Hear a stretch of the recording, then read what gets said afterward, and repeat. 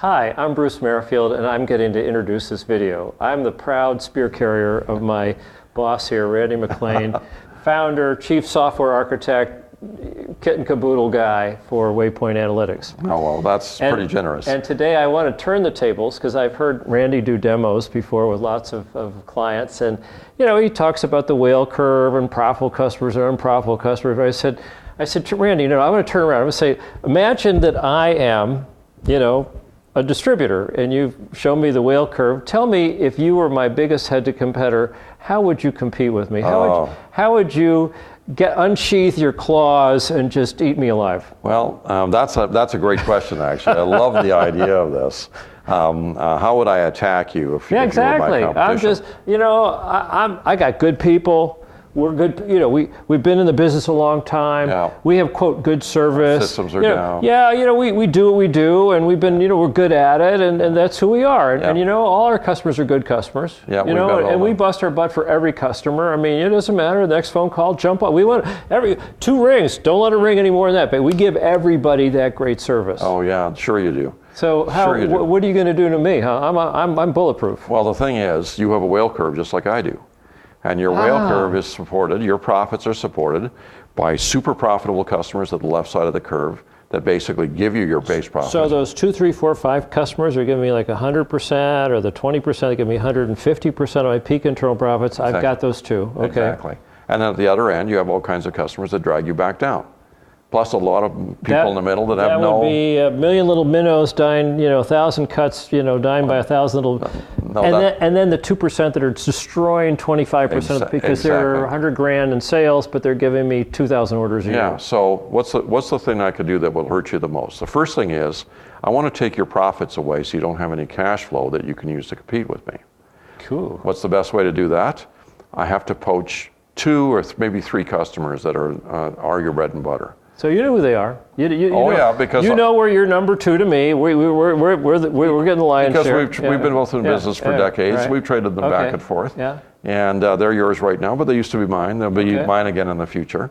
I know who they are. And right now, I know that you have policies and procedures and an attitude to protect your margins. Mm-hmm. Because unlike me, I know that margins have nothing to do with profitability. You mean, but you're convinced. Like margin percent you're talking about? Yeah. Gross margin percent. You just think if it's high, it's good, and you're making money, and that's not always the case. But because of that, you will defend margins to the nth degree. Your VP of sales will, if somebody comes, I want to lower the margin, the answer will be no. Right.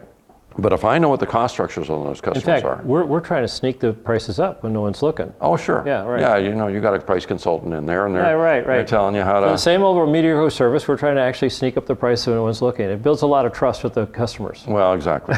So what I know is I have a good idea what your real costs are because I've invested in analytics, and I know that your customer that you got a 18 margin on because he's a high volume guy, I know that you only have a 7% cost of service on him. So I know any margin over 7 can be profitable, and I can buy that account. Mm-hmm. And if I really want him, you might come down a point, you might come down 2. But you probably won't allow anybody to price it at 15% margin or 12% margin. You won't let them come down 5 points from 18. Mm-hmm. But I know that I'll make money if I do that. So I'll go and buy that account. And he's not going to stay with you with a 5% margin differential. And he'll come back and ask you about the price, and you reflexively will say no. Mm-hmm. The salesman will come in with the tails between his legs, but your sales VP will tell him no, he can't discount. Well, would you be tempted to, besides just going out and starting a price war, would you be tempted to hyper-focus those guys and put 2, 3, 4 people out there in the account, say, we'll come out here and figure out how to consolidate orders? If I'm a sophisticated player, I would. Yeah. I wouldn't have to buy the account. I would try and earn the account through better service and better integration. But also lower prices because there's room to move. Well, the thing is, I can make it happen right now and lower prices, and I can bring that in after the fact. Right. And I don't need to ever raise the price again, because he's going to be added to the left hand end in my whale curve, and he's going to raise that up, and I already have my super profitable accounts there. Mm-hmm. The second thing I would do is I'd be taking a look at the accounts that I have at the other end of the spectrum that are super losers. Right. I'm already trying to improve them by working with them, doing exactly what you said, put more people working and thinking about the account and coming up with ways of making the account relationship more efficient to do the same amount of product and fewer deliveries, fewer orders, and so on. And so if I'm doing that, I'm improving my whale curve and raising my profits, giving me more money that I can use to fight with you. Right. And also perhaps to fund the discounts that I've just given to your number one biggest account, or your number two, or your number four. But if I cannot make them profitable, then since I've already brought in some gross profit to replace them, I don't have to look at firing a customer as being a rejection of my cash flow. I have some replacement cash flow already.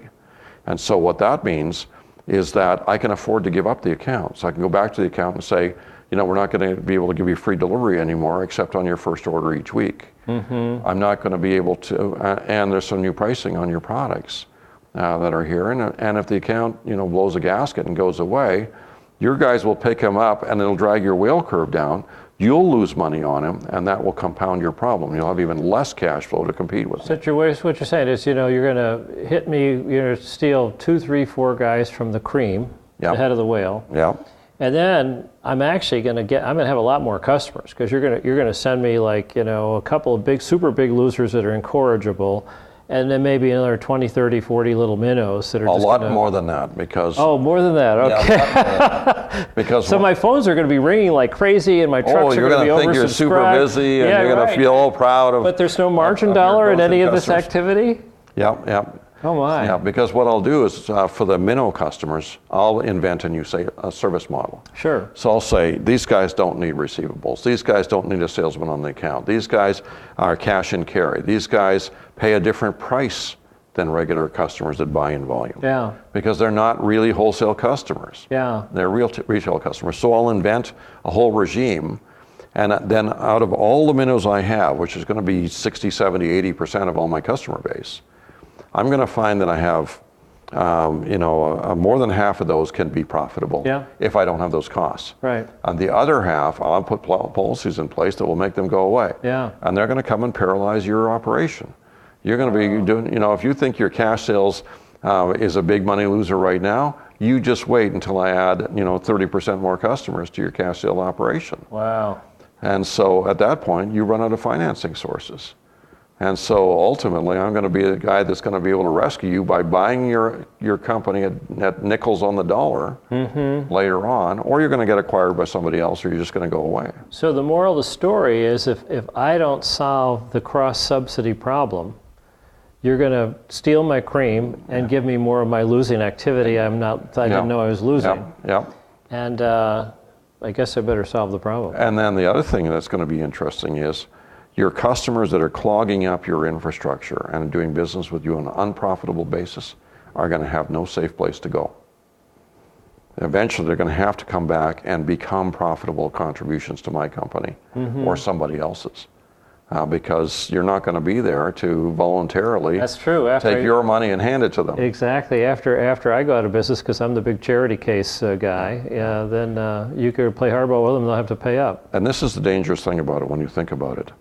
When I start to tilt the playing field to encourage more customers to come to me because I can buy the best ones, I can afford, the reason that the best customers are so profitable is because I charge them more than I need to for the infrastructure costs they invest. And as I start to do that, I can protect my own customers by reducing prices to the point where you won't get there.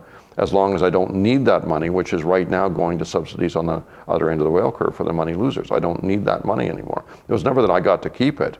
It all went to the customers that were the basket cases. Sure. So I'm not taking out of my profits when I'm actually reducing those prices. Sure. But as I tilt the playing field so it's easier for me to get the best accounts, it's going to be harder for you to acquire them. You can't get them back. Right. At the same time, I'm tilting to the other direction, so the worst accounts are going to gravitate towards you. And you reach a tipping point where you can't undo that. At some point, you can't move without borrowing money, increasing your line, putting some of your money back into the company, finding other investors.